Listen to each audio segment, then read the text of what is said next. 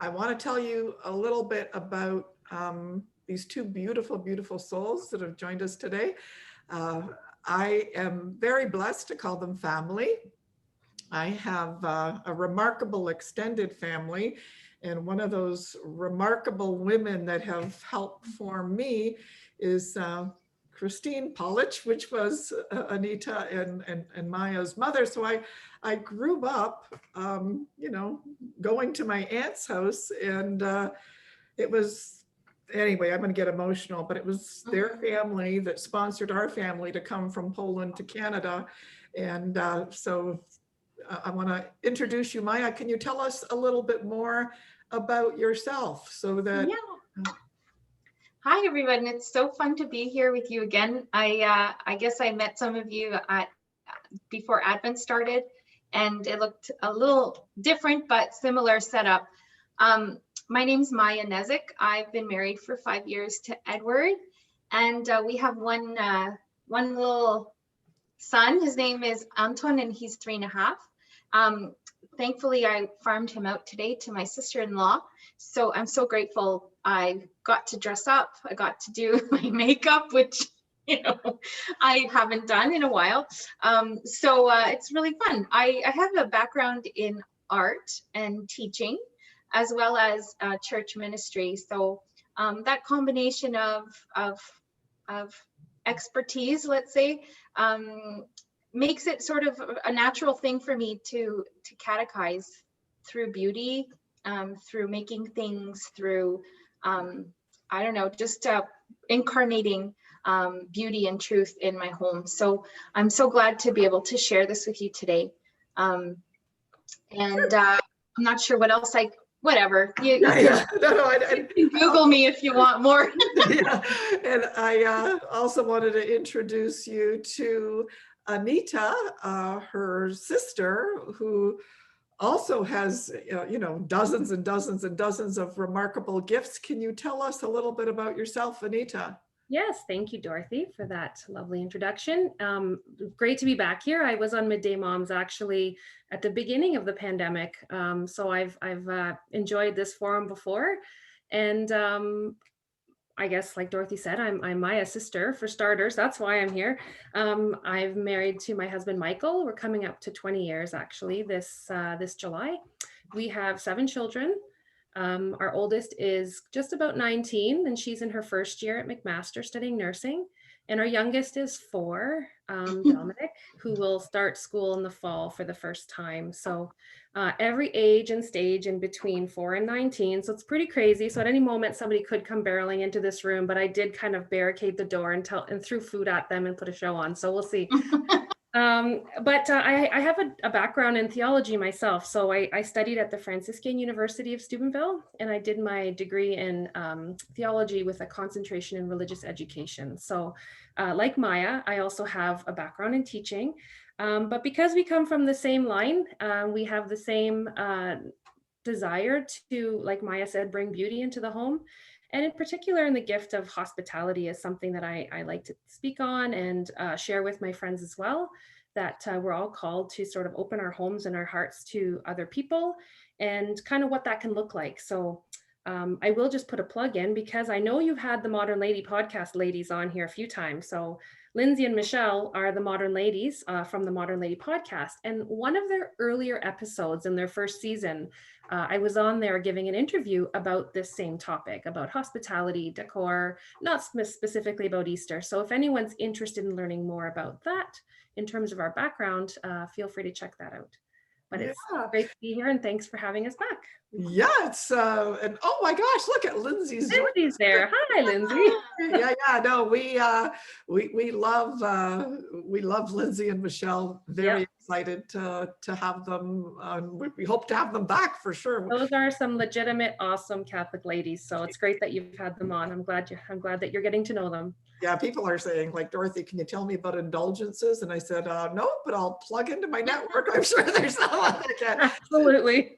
So anyway, why are we here today? We are here just to learn about how to beautify our homes for the Easter season.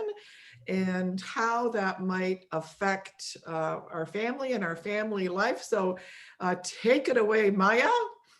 All right. This is I'm shaking with excitement. This is so much fun. This is like my playground. I can do this all day long.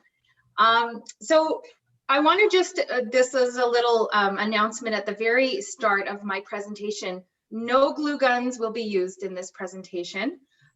You do not have to go to any store to get anything to make your home beautiful for Easter. I tried to keep it really simple because beauty is really accessible. Beauty is all around us. I want to help you focus in on how to hone in that beauty. And a lot of it has to do with putting stuff away so that the beauty can come forward. So first of all, I have a lot of stuff because I'm a collector of sorts. I'm also an artist, so I'm always reinventing things. I'm always recycling, repurposing, and so on. So I realized that in this kind of era of minimalism and you know, people really getting on to this, throw everything out and only have what you need. I think that's awesome because that's really convenient and practical. But then you need to also remember these moments like Easter and, you know, Holy Week and the Triduum. And as a Catholic, these things that we might have thrown out that we thought were just stupid decorations, they will come in handy. So there's three things that I feel would really enhance the sort of display that will bring Christ into your home and to bring the liturgy a little bit into our homes, particularly during Holy Week.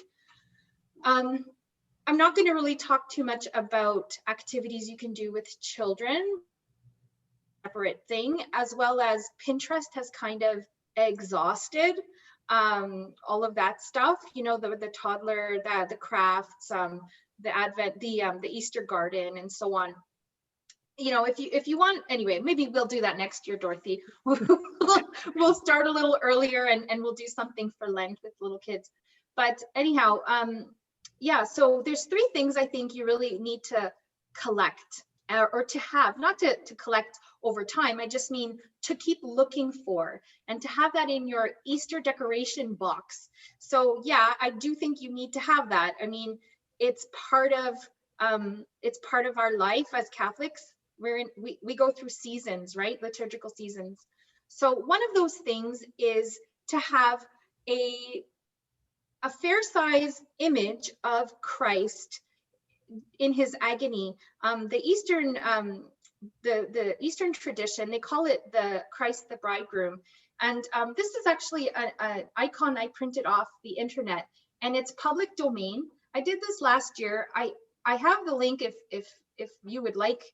It's free to print. It's not like you have to have permission, but it's an exquisite image. It's Christ the Bridegroom, and it'll be out for Good Friday. So you need to have an image like that, or simply a crucifix, which often we have already in our homes. The reason I say something larger is just so that it could take prominence in your home. So just like during Advent, I talked about having a place in your home where you can have these kind of displays. So whether it be a side table that's in a prominent place, you can't use your kitchen table or your countertop unless there's a little corner that isn't too disruptive that it's there. I use my my fireplace mantle. I know Anita has a little side table she can use that's prominent, or the front hall chest. Sort of sacrifice it for a week or so and let that be where you have a sort of an Easter display, just something very visual, something very much to help focus the whole family throughout the day as you go about that. Oh yeah, there's something, we're at a special time in the liturgical year. So what did I mention? Oh, a crucifix or an image of our Lord and his passion. So Maja, just someone is asking if you could provide us with that link. So No problem. you can't do that right now, but maybe if you forward it to me, then in my next email, I can send it out to everybody. So, Yeah, or if you can do it today, that's great too. Like just. yeah, I totally can. Yeah. My arms aren't long enough to get to the. I don't know. I always like to acknowledge the people that have said something, you know, Yeah, in the, sure. and so there is someone that's interested. So anyway, you go on. The second thing, which we might not think of Easter wise, but red cloth is the color of the liturgical color for Good Friday and for martyrdom in general, right? So I usually lay this cloth, this particular piece of cloth, on the mantle with the icon or the crucifix or both. I don't think you want to have like, you know, all the crucifixes in the house and all the pictures of Jesus and every statue of Our Lady. Like, I think less is more. It's a focal point, and then a candle, you know, that's safely able to burn throughout the day in a hurricane or in some sort of container. These are easy to come by. These are votive lights that you can purchase, and it's safe, right? You can also put it on a plate, so in case anything happens, there's no danger of fire. Maya, are you suggesting this for beginning Good Friday, or is this Yeah. something we would start for all of Holy Week, maybe Palm Sunday? Yeah. Well, Palm Sunday, I have a different setup. I didn't know how far back to go. Dorothy said Easter, so that's what all of these flowers are about. And I just thought, well, since we're just approaching Good Friday, I would talk about the Triduum specifically. Right. Thursday is also a solemnity. So actually the liturgical color on Thursday is white. So if you are having a special meal, put white tablecloths and so on, but and maybe light some candles, but yeah, I think Holy Thursday, the Holy Thursday is white, is that right? Yeah, it's a solemnity. Yeah. Okay. And yeah, then, the Last Supper. I always like to play with the tablecloth, so it'd be good actually to get a purple tablecloth. I was thinking, I don't have it. I do have a red one on for Good Friday. But you could also just have a white tablecloth and have just a runner, right, or even just a cloth that you can change from white to red to purple as you need, right? Mm-hmm. Yeah, and I mean, I don't mean to say, you know, have a red tablecloth for your fasted meal on Good Friday. I just mean for your display that there's some red. That's just how I do it. And then I have my crucifix and a candle. I also generally put the flowers away that I've purchased for Easter, just so that visually is it's a somber display. It's not something festive, you know. And if I have my little Easter eggs and my bunny and my lilies, it looks festive. And so we just want to commemorate our Lord's Passion. And then the third thing I think that we need to have around for Easter regularly is an Easter candle. And so Anita gave me this idea actually, where they just take a regular pillar candle and you inscribe into it a cross. You put the date, the year, so 2021, and the Alpha and the Omega symbol, and that's basically what's made up of the images on the Easter candle. There's often a little lamb and so on, but I had this 100% beeswax candle that's previously been used, but it's basically, that's what they use, is the purity of Christ. And then the image of the cross. Now I have the Cairo here that I just printed off of the internet. And so I cut it out. Actually, I didn't even freestyle it. I just cut it out. And then what I did was, you can't probably see that well, but there's 5 nails in here. And those nails are actually cloves, you know, the spice. And they look like nails, right? They actually look like nails, and they just press into the wax. And that's what in the churches they use these little, you know, they're imitation nails as well. I just figured that kind of works. Can I say something about that, Maya? Yeah. I wanted to say, oh, go ahead, Dorothy. how did you engrave that candle with that image? Like with a knife, or like what did you? Yeah, no, I just cut it out with scissors, and then actually the beeswax is pretty tacky, so I just pressed it down until it stuck. Like this is really, I'm talking freestyle, like really, really simple. If you need a little glue, just use a little glue, or or just use a Sharpie and draw right onto your candle. I just didn't want to give up my candle because this is like $40 or something. This is pure beeswax. So that's what I was gonna say. It doesn't even have to be that fancy. The ones that I've always done have been exactly like this. Right. So yeah. I make a cross with a Sharpie. I put the year.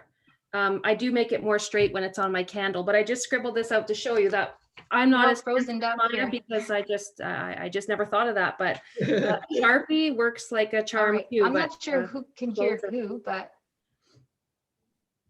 good. Okay, so let's continue, Maja.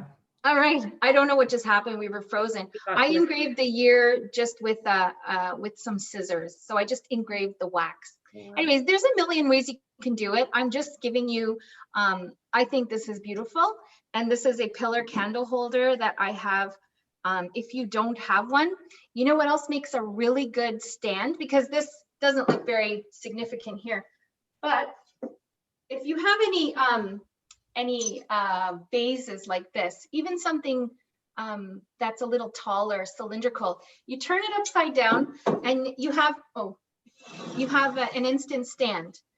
You can even put a little doily or a little cloth here, and it looks really pretty and it looks momentous, So that would be another suggestion for the three things. So Easter candle, some liturgical colored cloth, and then the first thing I mentioned was the image of our Lord in his passion.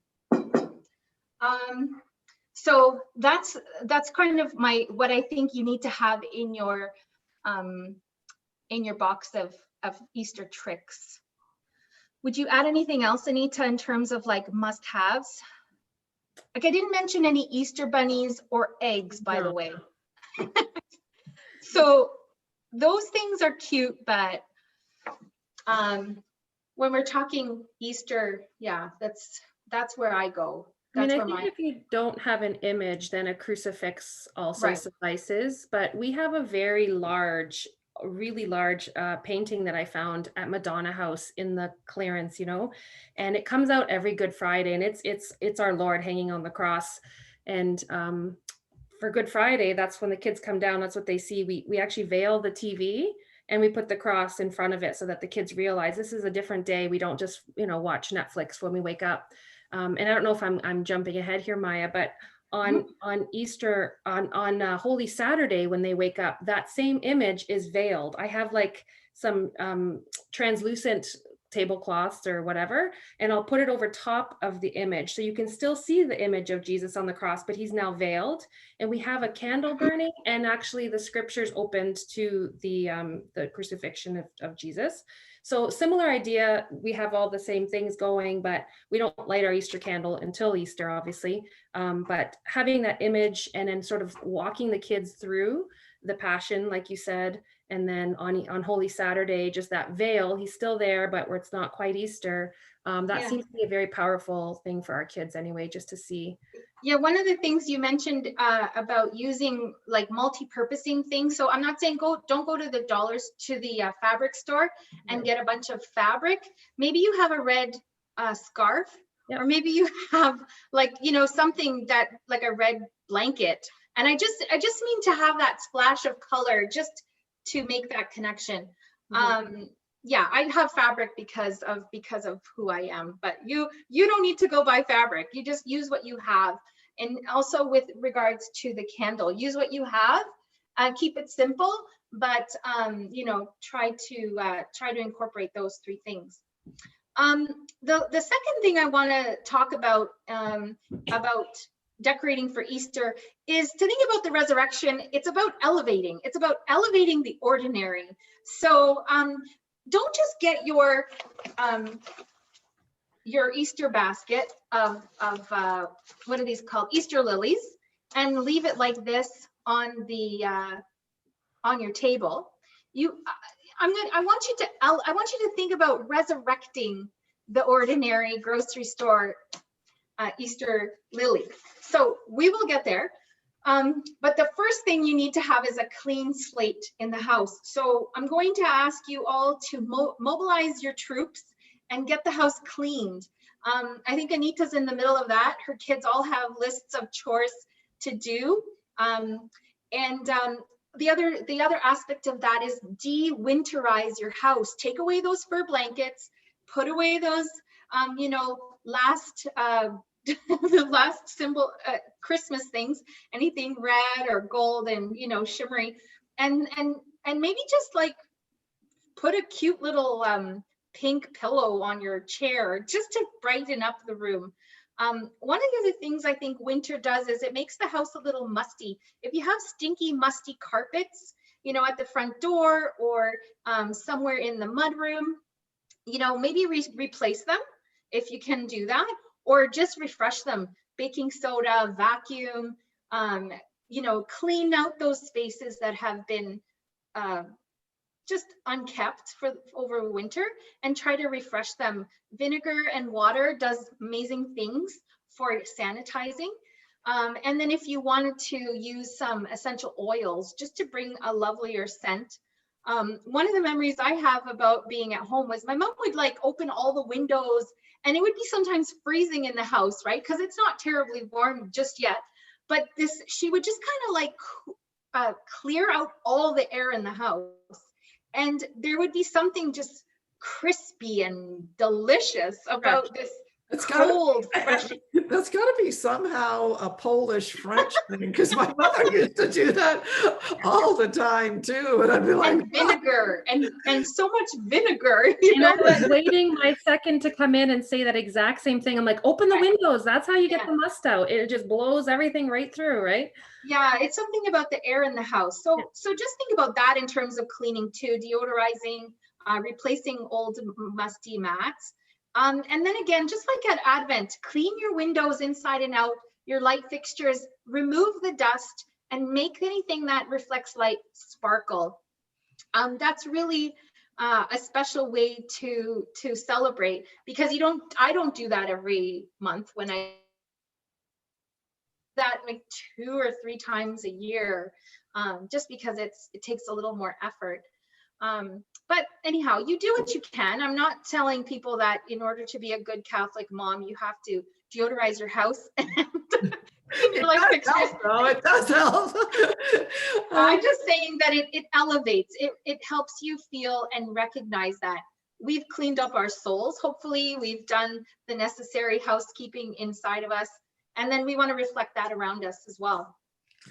The one little tradition that that I have, that's, I don't know if it's necessarily related to Easter, but I almost intuitively really get into setting up, a bunch of boxes and taking stuff over to Dr. Simone's, because it's like, okay, so I've written a donation check, as a part of the almsgiving.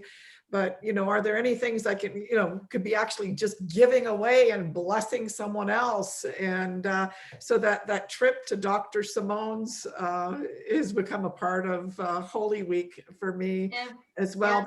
There are just a couple of comments here, so I wanted to refer to them.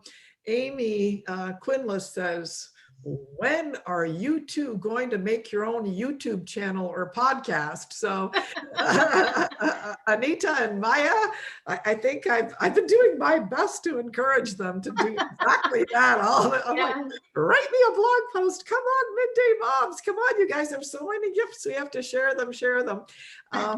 And I also just wanted to mention Elizabeth O'Meara says, this topic is exactly what I've been trying to tackle lately.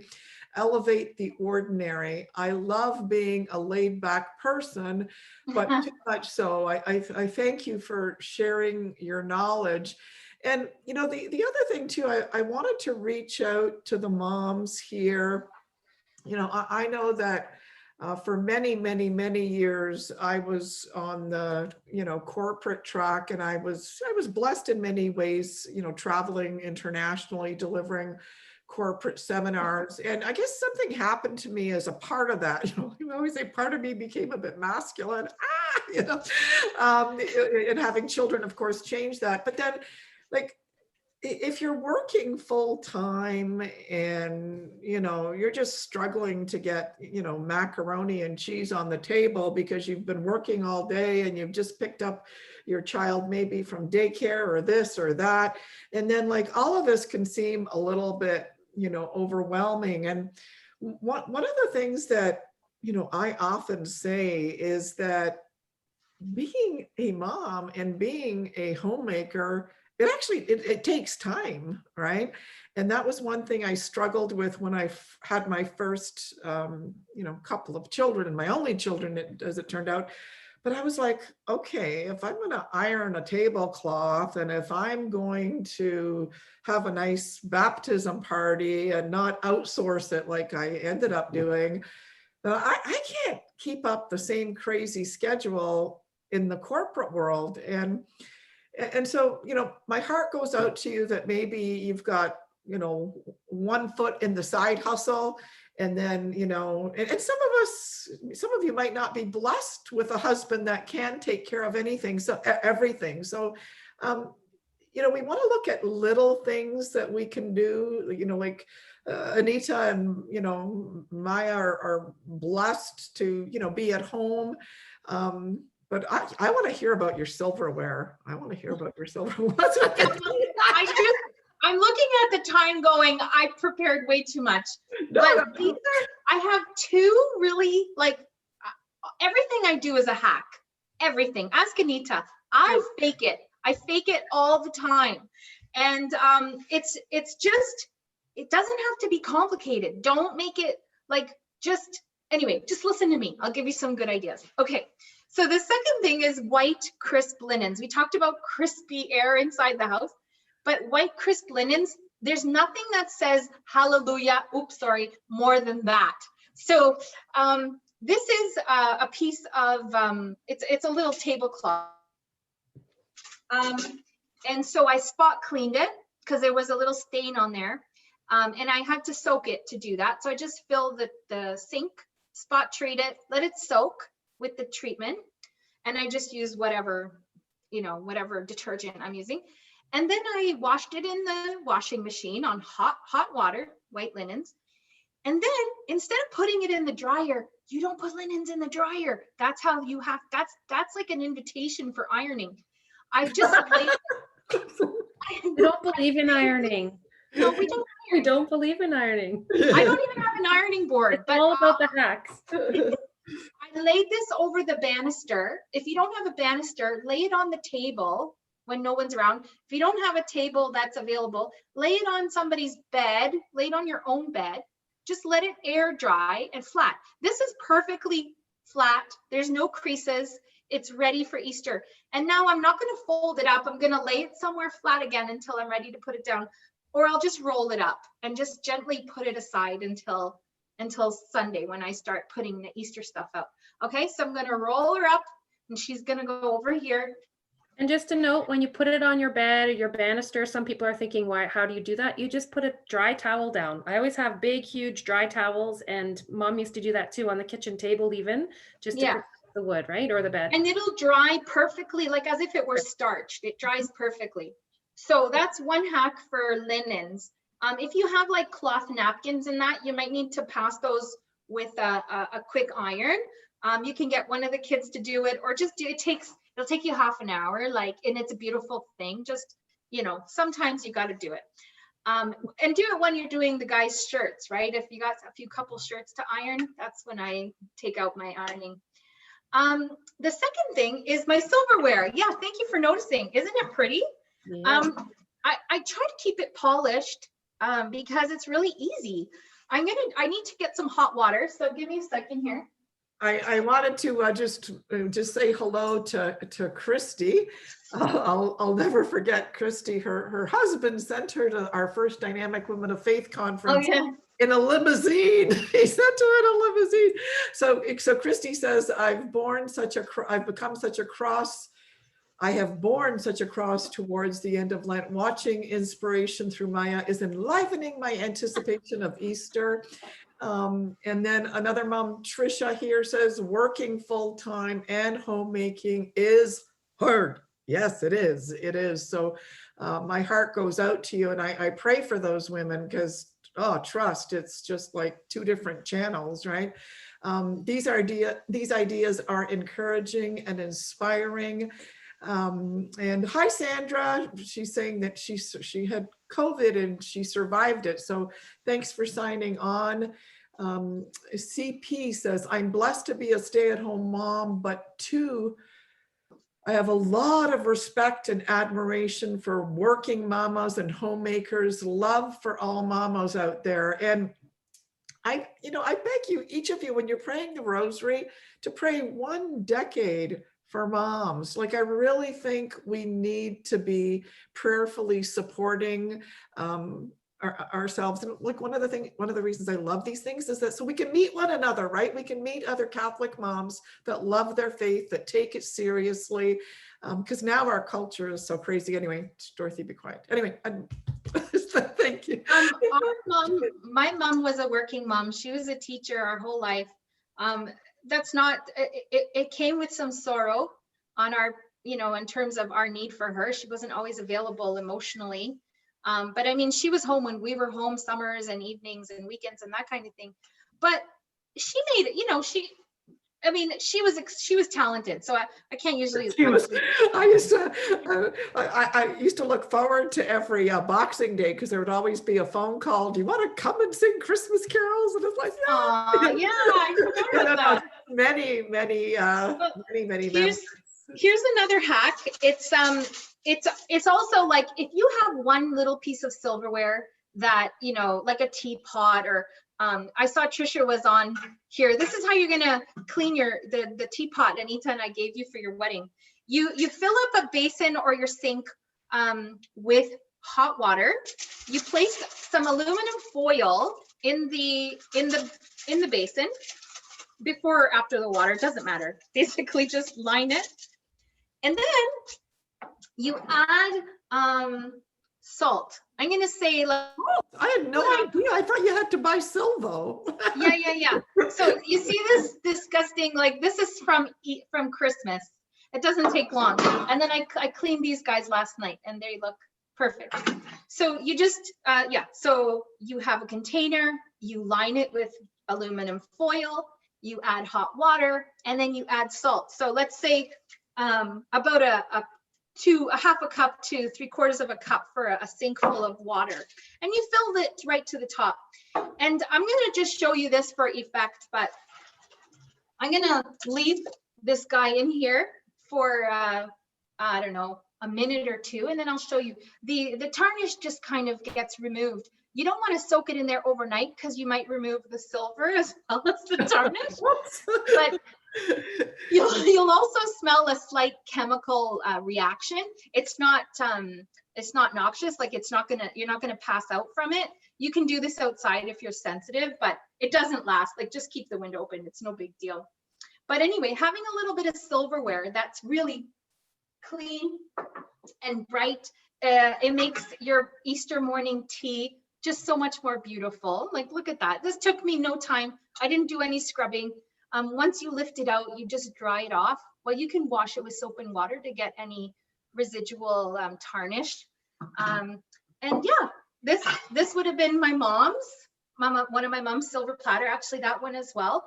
And I bought these at an antique shop because I really love having silver. And I mean, it's no sweat to clean. So we use it, I keep it, I love it. That's great. And I feel really fancy having silver. Can we talk, Maja, can we talk about the fact that, oh, magic. That's wow. Amazing. So that's it. Now, I only did this for your sake. I wouldn't recommend that you do this at home, because now I have to contend with that line, which is not a good thing, but I'll figure it out.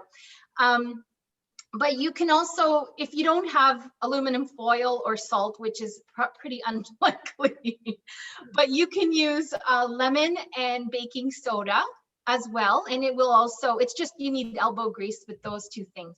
But you know what I mean? It's natural and it works like better. I have no idea. Like I And can't. your hands don't get all black, because when you use the silvo, you get filthy, then your rags are dirty. It's awful. You don't want to do that.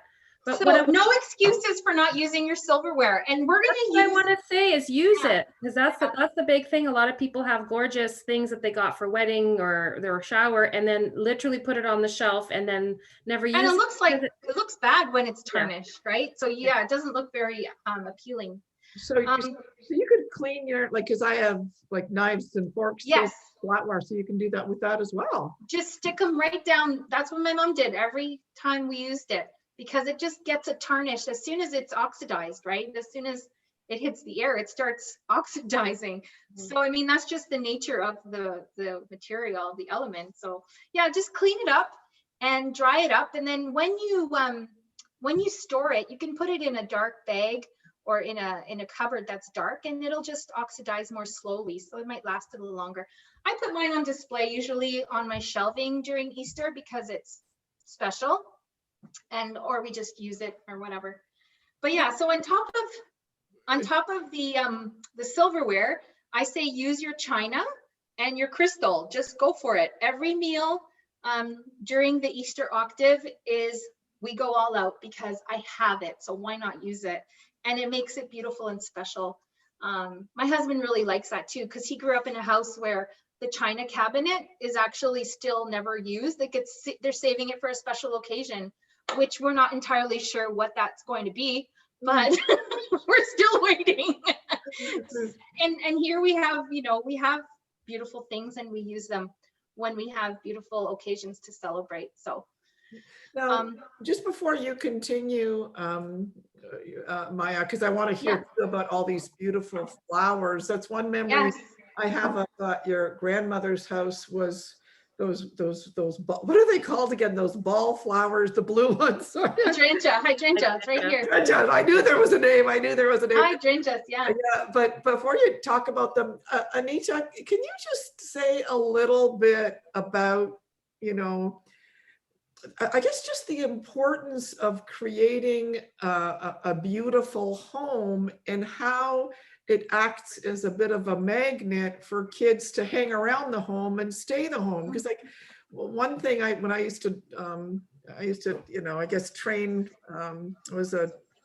anyway, in training, that our homes have become more like train stations instead of sanctuaries, with people like going in and out and in and out. And can you tell us just maybe just one sentence or two about the philosophy about, creating, just a beautiful home so that it attracts and keeps our children there, Yeah, well, one or two sentences is hard, but to me, it's about the heart that you're creating in the home. So it's the family culture that you're creating. So culture isn't just how we treat each other, or how we speak, or what we eat. It's everything. And like Maja, I don't know if she's mentioned it, but it's using all the senses. So when something is beautiful in a home, it's stirring in the kids that God-given desire for beauty, right? And truth and goodness. And so I think I could even see it tangibly in my own kids. So Anna, our oldest, is away in Hamilton. And I sent her a text this morning of a picture of one of the things that I bought today that is traditional in our home. And she sent me back all these emojis. She's so excited. And right away, it was just, she has this desire to be home, because she knows that this week and leading up through the Triduum is about exactly that. It's about the candles that are going to come out, and the picture, and the foods, and the different things that we are, and it's all encompassing. So I can speak even just from that experience with Anna being just about 19 and just dying to get home and not wanting to be in her residence, because this is where her heart is. This is where we've very intentionally formed a culture in our home to make it very Christ-centered and liturgical, where all of the senses are brought into that mystery. And she might not put those words to it, but it's there, right? It's that desire that she has that, yeah, she's being pulled. Like you said, there's that drawing, and Yeah. she wants to be here to be a part of it. Yeah. Just So beautiful. and a little thing I remember, like our family's been blessed in that we've, traveled a fair bit, and whether it was like kind of Los Angeles or Grand Bend or Martha's Vineyard, like very often we'd like be in a hotel, and my son, who now is 24 or whatever, he was like 5, 6, 7, and he goes like, I really miss home. I want to be at home, and Yeah. it just filled my heart, knowing that we could be in some spectacular hotel, and yet he wanted to be home, and I'm like, okay, way to go, Mama, you did something right. Like there's something tangible about home. Anyway, Maja, tell us a little bit about your flowers, because I'm sorry about being busy here. I don't mean to be rude. I'm just so excited. I'm thinking like I'm doing a 700 things. So the Easter morning comes, and we have our white linens, we have our china. We also need flowers on the table, right? And I'm gonna make an appeal for real flowers and say, don't be afraid of them. But fake flowers have no place on the table as a centerpiece. Get real flowers. My babcha, my grandma, she would always do Easter morning brunch, and she'd often buy pansies from the wherever she could find them, and just pot them in whatever cute containers. This was hers, or was it? Maybe, I don't know. Looks like it. Yeah. So this kind of container, it's a sugar bowl, and then you just you basically, like, that took 5 seconds, and I think it cost $3.99. That's so beautiful. Yeah. And if you say to me, well, I don't have those containers, well, that's okay. Like, I don't know.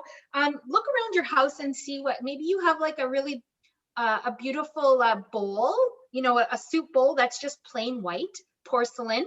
It elevates it, right? Instead of having it, this moss is from the dollar store, but I think you can buy it at craft stores.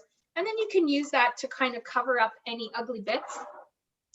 And then if you do have those funny little eggs everywhere in your house for Easter, just tuck one in there. And just like the Easter bunny left you a little surprise. And this just goes down the table, right? You have these tiny little posies on the table, intermittent with your dishes. So really simple. It doesn't cost much. You don't want to get a big old vase and put tulips on your table, because you can't see anybody and it takes up so much room. When we have these big celebrations, you need to keep your flowers small so that there's room for the actual feast. Someone's made a very interesting comment here, and it's too interesting not to. All right, let's hear it. Elizabeth O'Meara says, I'm going to make sure to Google both of you and download that Modern Lady episode, because I have a hard time finding that balance. Yes. Sometimes I think spending so much attention on beauty becomes consumerism for me. But I'm also an artist, so I definitely appreciate beauty. If you have a minute to speak on that balance, I would appreciate it. Example, renovating a room, just redecorating, it can be quite a luxury. And then, the other thing too, we have to be very careful of is, all of that stuff can also become a source of pride, right? And so can either of you talk a little bit, about that? Because, you can have factory working poor families. I think there's seasons in your life when certain things are going to be, take center stage.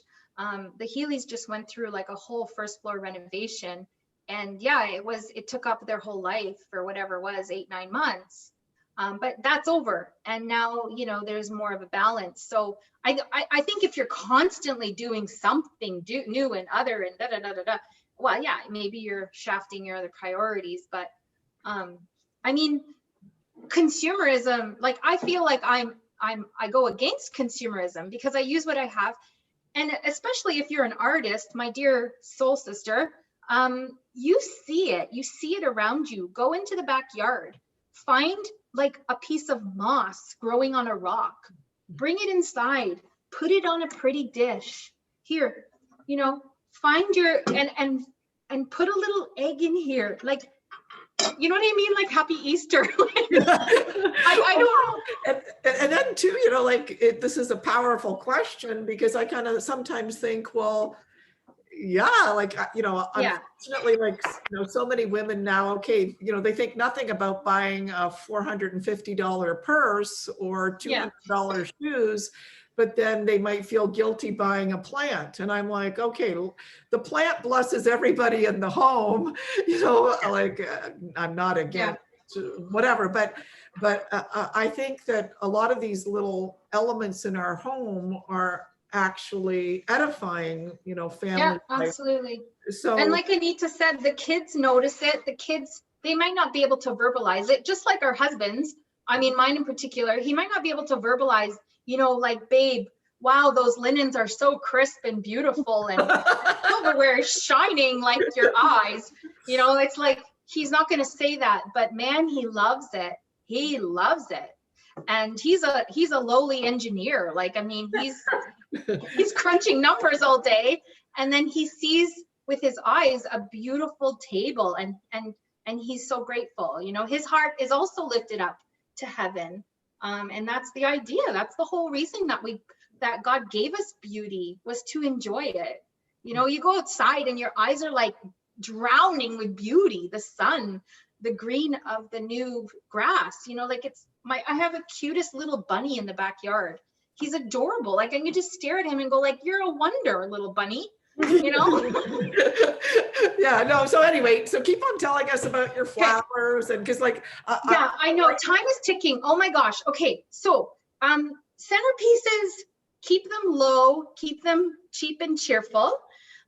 Use cake platters to elevate little vignettes. You know, here's a cake platter that will not have a cake on it, but maybe this bunny will sit on it. Maybe I'll put a little egg. Maybe I'll put a little moss. I don't know. But I mean, it's just a little something. You know, you can also use trays to do this. I have a tray here with the image of our Lord, the candle, and the little Easter lamb from Starskis or Euromax or wherever you get your European goods. Here's one other, a really important trick too. It's easy, it's cheap, it's free. Actually, it's not even cheap, it's free. If you have any bushes in the backyard that bloom, so forsythia, if you have any fruit trees, if you go outside and you see any branches that are starting to bud, chop a couple of those off right now. Like, you have to do it today, because they'll need a few days, and in a few days they're going to just bloom. So you're going to have all these gorgeous, look at this, you're going to have all these gorgeous branches. I'm still here. All these gorgeous branches are going to be blooming by Sunday. So I have an ornamental pear tree. I have some curly willow, and it's so pretty. And the florist will charge you $10 for 4 stems. Also pussy willow, if you have a pussy willow tree, or you could go for a walk and just see if you can find it. You just need 2 or 3 branches. I went over the top because I'm a little bit special like that. But well, you know, actually the real reason is that I'm decorating for the church, for our parish. So I have like way too many for my home, because all this is going to church actually. So that's the real reason. But yeah, so I told you about, this is just my last point here. So I'm gonna do this super fast. You know, your $7.99, they should be on sale by now. Lily, buy them closed. Don't buy the open ones, because you know, you're gonna need them to hang around for a little while. And don't just buy 1, buy 2 if you can afford it. Find another pretty plant, maybe a tulip bunch or whatever. And find a basket, just maybe, you know, borrow a basket from the closet. This is a basket that I have right now. I have 4 of them lining my island. And I just took the cutting boards out of this one, which it was used for. And I have 3 plants in here. And this is like a $70 arrangement, right, from the florist. But it cost me 20, 30, 40 bucks. I mean, that's not cheap, but it's also all you need. You need this in your home, and that's Easter right here. So that's beautiful. And I've elevated the ordinary. If you want to just buy one $8.99 lily, because that's what you have in the budget, then instead of putting it in here, find a smaller basket and just elevate it in that way. Or how about this? Look how pretty this is. Beautiful. Put your lily inside of your soup urn. From my wedding, my mom bought me this. I took off the lid, and I have orchids in here because these are going to church. So they're not actually for my house. They're a little too dramatic for me. But they're going to our church. They're going to be around our Lord's tomb. And anyways, it elevates the ordinary. It's so beautiful. And think about height. Think about lots of real flowers. Now, we do have to, but I want to just talk to you both, and I didn't ask you this beforehand, so forgive me for just randomly popping it out of the sky here, but can you tell me a little bit about the tradition? I know that it's a Polish tradition, and I'm sure other people do it too, but the blessing of food and the Easter basket, and what do you put in that basket and why, kind of thing? Because I know some people aren't familiar with that tradition. Go ahead, Anita. Sure. Yeah, that's a tradition we've been doing for as long as we've had children. So traditionally, there is going to be some sausage, some meat, cheese, bread, rye bread, an image of a lamb, some butter, salt. Horseradish is also traditional. In most recent years, I've seen more wine bottles go into the basket. And the idea is you just get a basket that you have around the house, like Maja said, or even the dollar store. You find yourself a wicker basket, put a cloth sort of to line it, and then just put those foods in it. Also eggs, obviously I forgot the eggs, your hard-boiled eggs. And then maybe decorate the handle with some flowers. And we bring that to the parish on Holy Saturday in the morning. And Father blesses them. So it's pretty traditional in a Polish parish to find the priest on a rotation every 10, 15 minutes all morning long. And he'll bless the food. And the idea is that becomes your first meal on Easter morning as a family. Now, there are specific symbols that are used. So, the horseradish is the bitterness of Christ's passion. Don't ask me to name them all right now off the top of my head, but it's something you can Google if you really want to know why. I think, I can't remember now.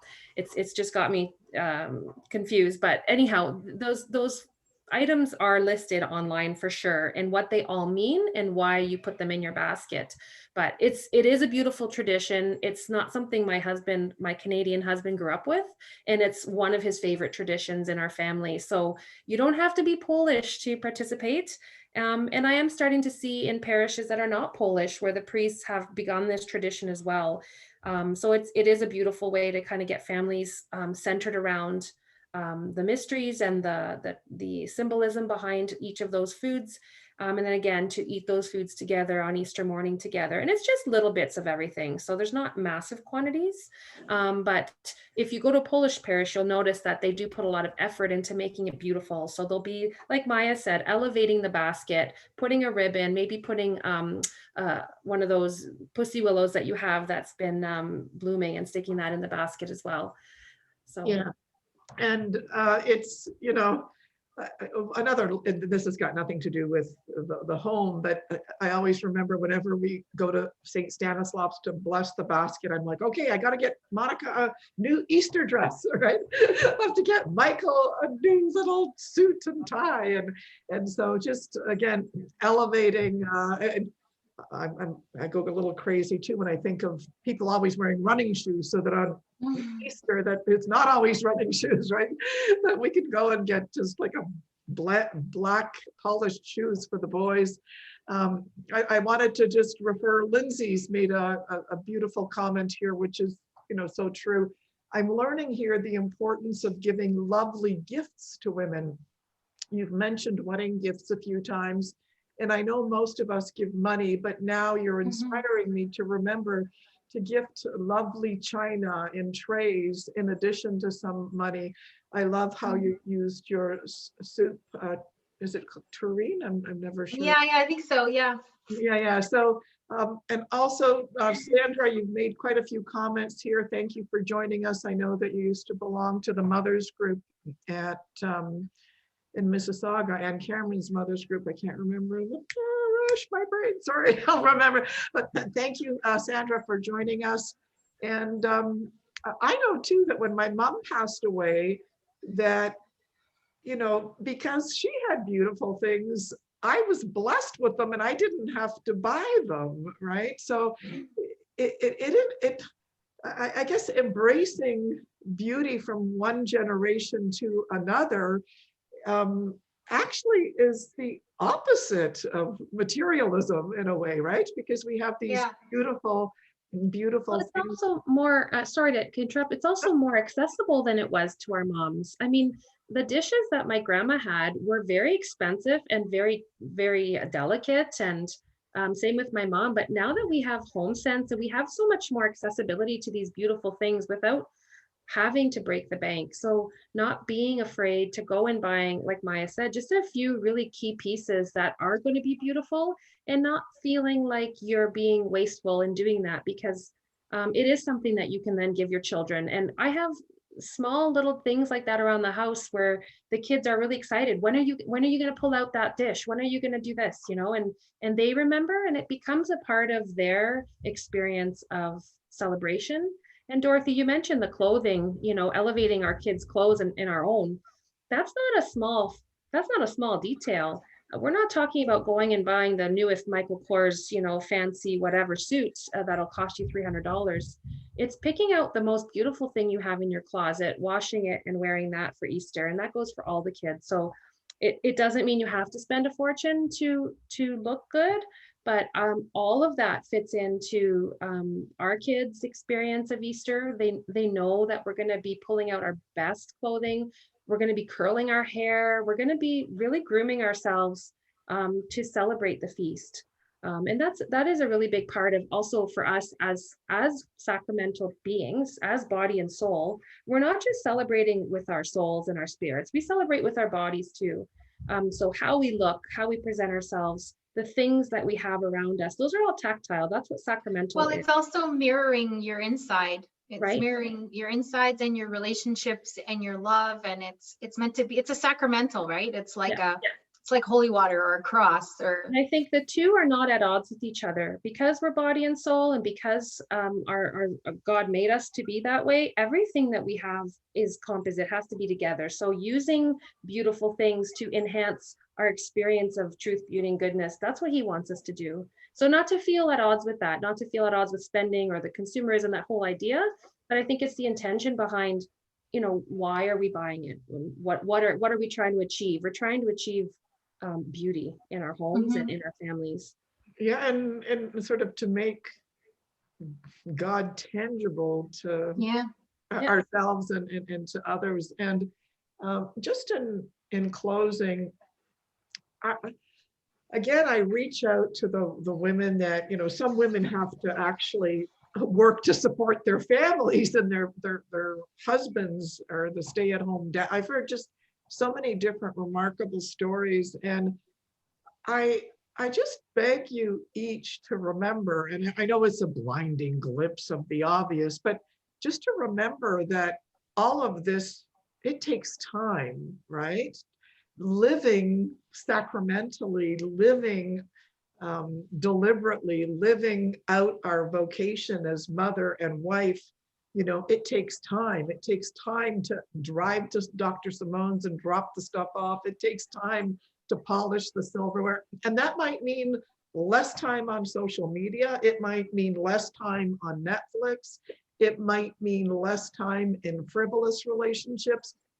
Some women, begin to, I know that during COVID, hundreds of thousands of women have been forced to not work, not because they wanted to, but because they lost their jobs during COVID. And they're kind of facing their homes and they're going, wait a minute, where have I been? I haven't been present, right? And it's just people are always saying, well, Dorothy, you're against this and you're against that. And I love you for this and I hate you for that. And I'm like, okay, I'm glad you have so many feelings. But I always say, the only thing I want for you, Mama, the only thing I want for you is on your dying day.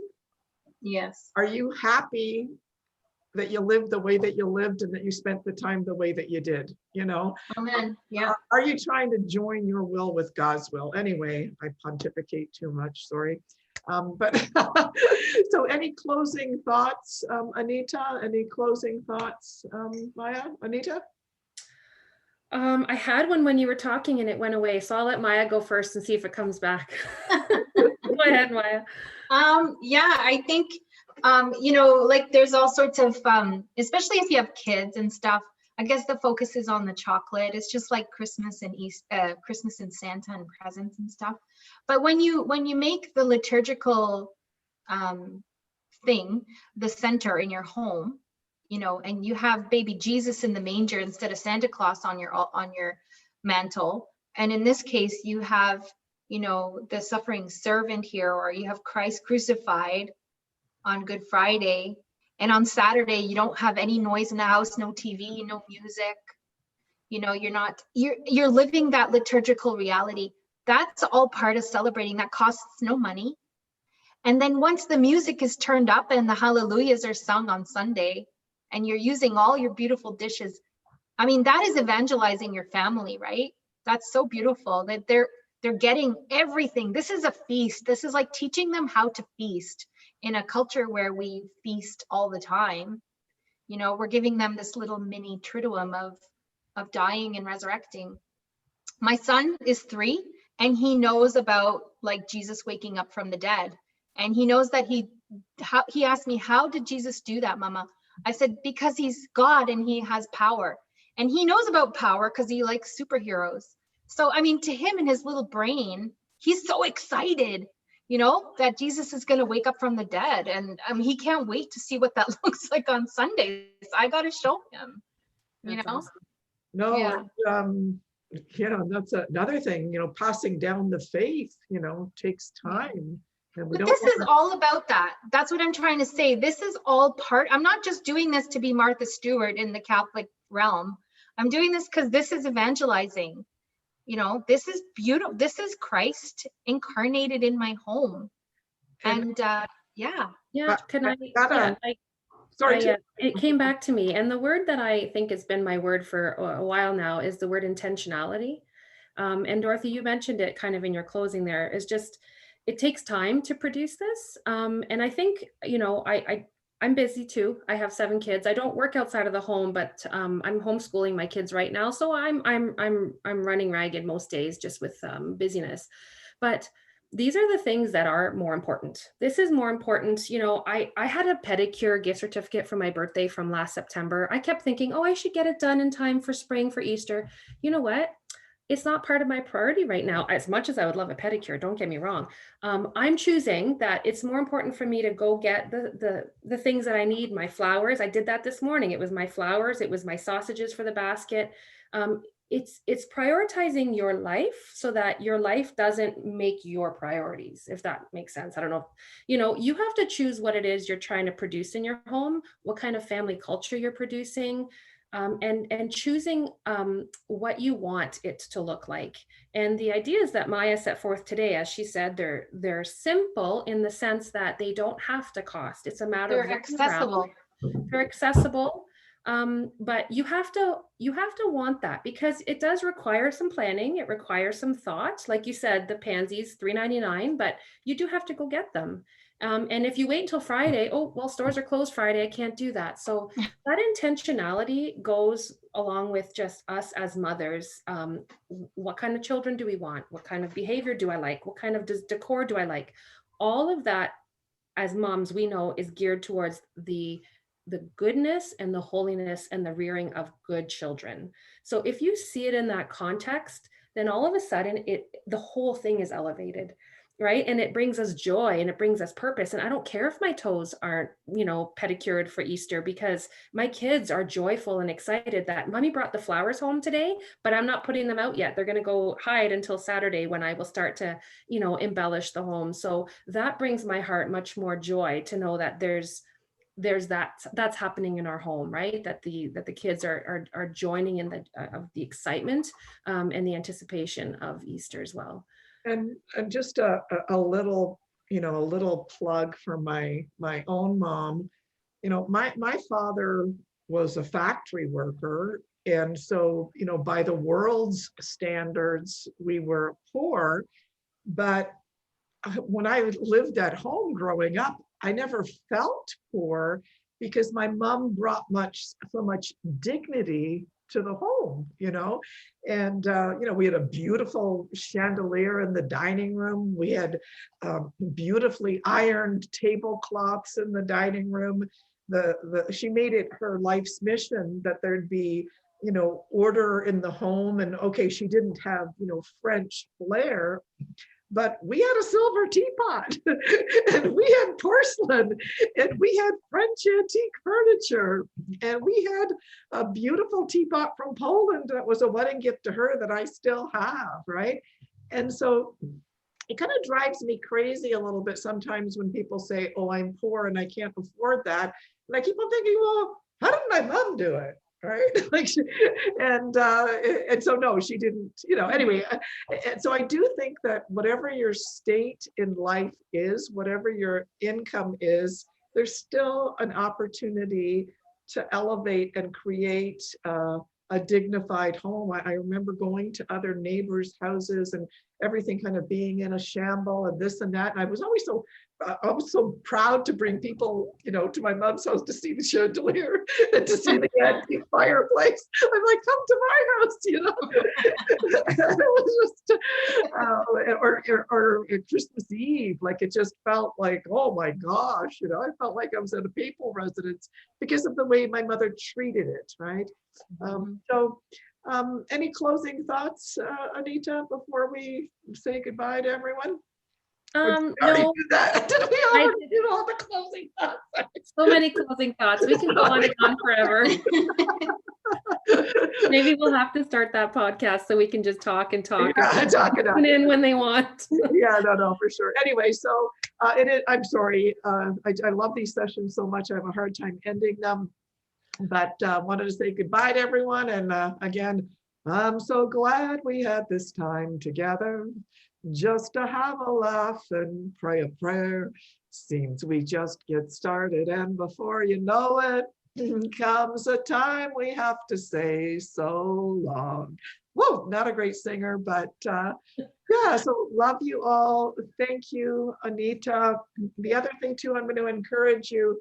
I've got Theology of the Home #2 now. Carrie Gress, I think, is huge in bringing the feminine and the home and the mom back into whatever. So, pick up her books, and love you all. Happy Easter. Oh, two things. Next week, next Thursday, we don't have a session. Our Mother's Ministry Advisory Committee is meeting at exactly 2 o'clock. So please pray for the ministry because there are some significant developments. The week after that, we have a priest from Italy.